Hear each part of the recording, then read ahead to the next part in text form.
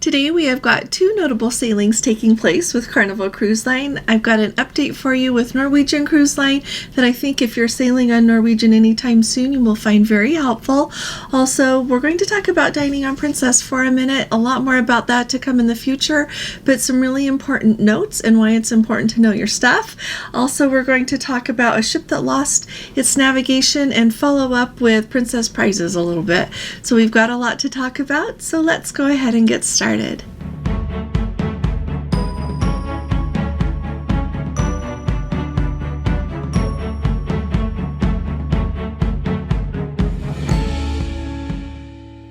Hi there, this is Allison with Let's Go Travel Tips. Today is Saturday. It is December 23rd of 2023. And if you haven't subscribed to our channel, will you please go ahead and hit that subscribe button? We very much appreciate your support and it makes a bigger difference than you would think. Same thing with hitting that thumbs up. If you will please give us a thumbs up, we would very much appreciate it. And let's see, if you give us a thumbs up, your 2024 will be better than it would have been, and I can say that because you will be part of our Let's Go family, hitting that subscribe button, giving us a thumbs up, and you'll be in the know when it comes to cruising and traveling and having an amazing group of people to associate with. So thank you. Let's go ahead and start at the top here. We've got two notable sailings taking place today that I think are very noteworthy. First of all, the Carnival Jubilee is setting sail on her inaugural sailing today from Galveston. Very exciting. It's wonderful to have her there. She is a sister ship along with the Mardi Gras and the Celebration. They're with Carnival very similar, although she is going to have some venues and things on board that we have not seen with Carnival yet, and I shared some of those with you just the other day. But very exciting. So if you happen to be on that sailing, will you let us know? Let us know how it's going, how exciting. I'm sure it's just absolutely thrilling. And along with that, I thought it was really interesting that Carnival has said that, on all the ships, they have, gift shops, places where you can shop and buy gear that is associated with the ship, logo things and everything. But I thought it was really fun that on Carnival, on the Jubilee, they talk about how they not only have the regular merchandise, but they also have some merchandise that is very much branded with Western wear that is like they've got hats and some fringed tops and everything that you would just expect to see in Texas. And so I thought that was a wonderful nod, not only to Texas, but I think it sounds like that with that, they are really thinking very long term with keeping the Jubilee in Galveston there. It is notable that they debuted her there, that her inaugural is there, but you never know really what cruise lines are thinking as they go to move their cruise ships around. So it sounds like Carnival is devoted with the Jubilee there in Galveston. Now, the next thing I think it's important to talk about here really quick is Hurtigruten. They had a ship, the MS Maud, that was sailing in the North Sea, and if you can believe it or not, the seas were rough enough that a huge wave came up and crashed the windows there on the bridge, made it so that they could not navigate from the bridge. They lost power for a little while, and they are currently, that ship, they are being able to navigate it manually from the engine room. And so first of all, no one was harmed, no one was hurt by that wave or anything associated with it, which is wonderful news. No crew, no passengers, no one was harmed. And I thought it was really interesting to find out what they do when things like that happen, because as I was reading about it, initially I was like, well, now what are we going to do? Well, it turns out that, like I said, they are able to navigate manually from the engine room, so that's really good news. But then also that ship is going to have to be towed to get her in because they can't navigate. They still can't navigate. They can, steer the ship, but all the navigation is out. And so they are waiting and they will be towed in so that the ship can be repaired and everything taken care of. So I'm really glad that everyone was safe on board of that and that it gives us an idea of how they handle things like that. Now, a couple of things here. First of all, the other day, I asked you all about the Sapphire Princess. We have not historically seen a main dining room on Princess devoted to the reserve class collection. On these smaller ships, that reserve class are people who are booked in a reserve mini suite as well as a suite on the ship. The reason people very much enjoy doing that for the dining aspect is there is always, you can always walk up and be seated. You don't have to have a reservation and you don't have to wait in line. You just walk right up and you're seated immediately, and you get to enjoy having the same waiters. And every evening there is an additional menu item that is offered for people who eat in that reserve area of the dining room. Well, things are changing. On the Sapphire Princess, the Santa Fe dining room is now devoted to being the reserve class dining room on board that ship. So you might say to yourself, well, what are we going to do? We are not booked in a reserve mini suite or in a suite, but we have already made dining reservations in that Santa Fe dining room. Well, our Let's Go family member that was just on board, she let me know that that's exactly what happened to them. They had made their dining reservations in the Santa Fe dining room, but they were not in that reserve collection mini suite or suite. So what they ended up doing, they went ahead and went, and their reservation was honored because they had the reservation for that place. So that makes me happy that they were not left without a reservation. A really interesting note though, if, and Gordon and I do this, when we get on a ship, we'll try one main dining room. If we love it, we've got crew that we seem to really enjoy, we like where we're seated, everything is great, then after that we always want to sit in that table with that waiter every night. But if it wasn't everything we were hoping, then we'll go to another dining room, try again. And so the Let's Go family members here did that. They didn't say anything was wrong with the Santa Fe dining room. They just had the occasion to eat in the Savoy dining room on the Sapphire Princess, enjoyed that much more, and so they went ahead and started dining over in the Savoy dining room without any problems. So there's a few notes for you if you're going on the Sapphire Princess. The other thing that I want to let you know about is Let's Go family member posted that her friends were being confused because, and then she texted me because I know her.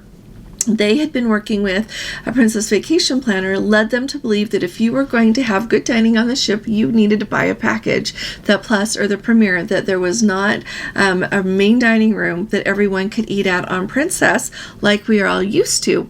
So I think it's really important to talk about this, and this is why it's really important to either know your stuff or work with a travel agent who can help you with these things, because first of all of the Princess ships have main dining rooms, and truly, if you do not want to spend any extra money on dining on a cruise ship, there is always wonderful dining included, is what I maintain. They've got the main dining rooms and several other venues that are included with your cruise fare, so you don't have to pay for extra dining unless you want to, and if you want to, that's amazing as well.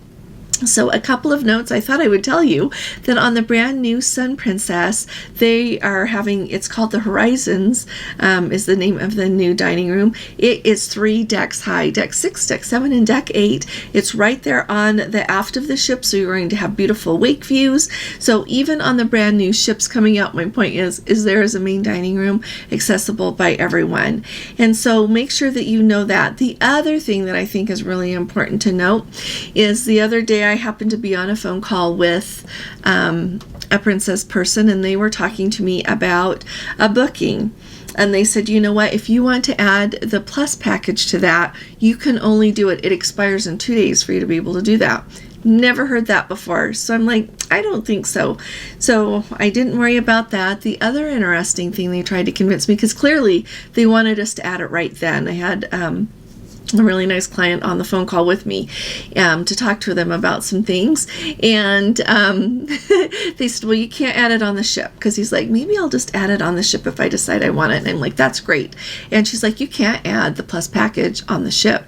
And so just wanted you to know that yes, you can add the Plus package on the ship. It doesn't expire. You can add that Plus package to your booking. If you book it without, you can add it whenever you want. It does not cost any more. Let me tell you this. So when you book a cruise, there's the cruise fare. There's the base cruise fare. If you want to book it so that it includes the Plus package, that fare just goes up by $60 a day for the sailing, right? And if you end up adding the Plus package later, and same goes for Premier, it's $80 a day. But if you end up adding it later, it's $60 a day extra. So when you look at it, if you're not sure you want it, book it without it, and you can always add it later. So I think that's a really important distinction that we all understand, and that's why I think it's really important that just because somebody tells you something on the phone when you call Princess doesn't mean that that is unfortunately always the case. So keep your eye out, and I would bet that on the other cruise lines they maybe have that problem too. I have not had the problem to that level yet on another cruise line, but just wanted to kind of bring you up to date, give you a window to that, because I always feel like if there's a few people wondering about it, there's probably a lot more. Another thing I wanted to mention to you is well, when it comes to that dining, I would like to submit, kind of think of the casual dining almost as specialty dining. On Princess, you've got the included dining, the casual dining, and the specialty dining. So really, I'm going to start thinking in my mind, lumping those casual dinings and those specialty dinings together. I think that's a much easier way to understand it. The price is different. The casual dinings are $14.99 each, and then the specialty dining, it depends on where you dine, how much that added charges. So kind of think of it that way, because that will help you kind of navigate what dining is included and what dining costs extra. Okay. I'll have a question for you at the end. Princess Prizes. Princess Prizes. Let's Go family member a few weeks ago now, maybe it's even a month ago, sent me a screenshot of the entry panel right there by their cabin, and that used to be where you played the Princess Prizes. So I was wondering, are Princess Prizes gone? A Let's Go family member who was on the Island Princess was kind enough to let me know that Princess Prizes is still in full swing on board that ship. Now, I don't know if you play it in a different way than tapping on your door panel there. So if you all wouldn't mind letting me know, that would be wonderful. The other thing, I thought it was really exciting. They got a phone call that her husband was a winner. So they won something in the Princess package, the Princess Prizes game that they play on board. So thought I'd bring you up to date on that. Now, really quickly, we've got a Let's Go family member who just was barely sailing on Norwegian. Did a Panama Canal cruise and had a wonderful time. So there are some takeaways from this that I thought you would really appreciate if you're thinking about booking a cruise on Norwegian, or if you've got a cruise on Norwegian coming up. So first of all, he said that the main dining room food was absolutely excellent, and that the pizza, this is really fun, that the pizza on board does not compare with Princess's. And I know some people think that Princess's pizza that they've got up by the pool, some people really like it, some people really don't, and I will submit it can vary a little bit by which ship you're on. I think across the board it's pretty much the same. I'm one of those people that likes it, but anyway, said that the pizza on board Norwegian did not compare with Princess's, but really enjoyed the Cagney Steakhouse, the specialty steakhouse, ate there and said it was just as good as the Crown Grill. The teppanyaki place was mediocre at best, and finally the Italian place La Cucina was okay, it was good. So quick review on that. Service was really good on the ship, not as good as on a Princess ship though. Princess, I think, really does set themselves apart with service overall. I thought this was a fun note. They ran out of the Luxardo cherries, and when we were on Holland America on the Westerdam at the end of May, on our group cruise, they have these Amarena cherries, which I really like. I like them in Diet Coke, and I like them on the top of a virgin pina colada, and they ran out of those too. And so there must be a run on cherries somewhere that it's hard to keep enough in stock. That's just a fun note, by the way. They had 80% capacity on board this sailing. There were not very many children. To ride the go-karts on Norwegian is $15 a time, and so there was not a wait. Was able to do that as much as you would like. The ports of call were good, and for those of you who are scuba divers, I don't know why, but Princess really doesn't offer scuba diving excursions for the most part, very many places at all. And so he pointed out that in Grand Cayman and Honduras, they had scuba diving excursions available through the ship, so that's really good news. So if you really enjoy scuba diving, that might be something to keep in mind. He said that the internet on board was good, not fabulous, but it was good. The room steward, the service was okay, but nothing great. I think we're not going to get anything amazing for the most part out of cabin stewards on Norwegian, since they cut their pay and they have them doing so many more cabins per day. I just don't think they even have time to provide anything better than just fine. So let me know what you're noticing when you're on an NCL ship, but that was the experience here. Those are the main notes. The other really important thing that I think is to note, and I appreciated his review, he said that as far as the entertainment goes, that the Beatles show was very good, the comedy shows were both really good, and the production show was great as well. This, I think, is a really important note, because you might recall, oh gosh, several months ago, Norwegian announced that they were taking away some of their production shows to save money. So there was a window of time there that there was not, I was hearing from a lot of people that there was not great entertainment on Norwegian. So it sounds like hopefully they've turned a corner and they are getting back to having some good entertainment, because entertainment's really important. A lot of people really enjoy the entertainment that's available on a cruise ship, and Gordon and I do as well. It's always nice to go have nice dinner and then go see the show and just have a nice time. And there's always different shows to go to, different venues to hear music. It's really important. Alrighty, so has anyone heard any rumors that they're taking out the Cigar bar on the Crown and Ruby and putting in an arcade? Has anybody heard about that at all? When we were just on the Island Princess, they have like the Churchill's cigar lounge there, and people were in there. It was always packed in there, and it's glass when you walk by. When you open the door, you really do smell the smoke.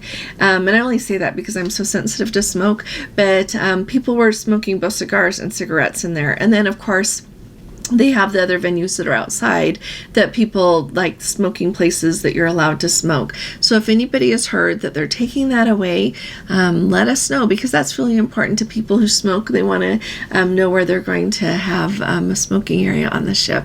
So thank you all for being here with me. I hope that you all have a very wonderful, wonderful Christmas time. Those of you that celebrate Christmas, if you celebrate something else, I hope you're having a wonderful holiday season. It's really nice to get to be here with you all year, and at this time of year I just think of you extra fondly. So I hope you have a wonderful time, and Gordon and I will share a quick message with you. Another important note, Gordon is trying to put together some sail away videos that will have some Christmas music with them, so that if you like to have something playing in the background and you want to see some sailaways, you'll have the chance to do that. So keep your eye out for that, and I will be talking to you all again really soon. You all take really good care. God bless you. Love you. Bye-bye.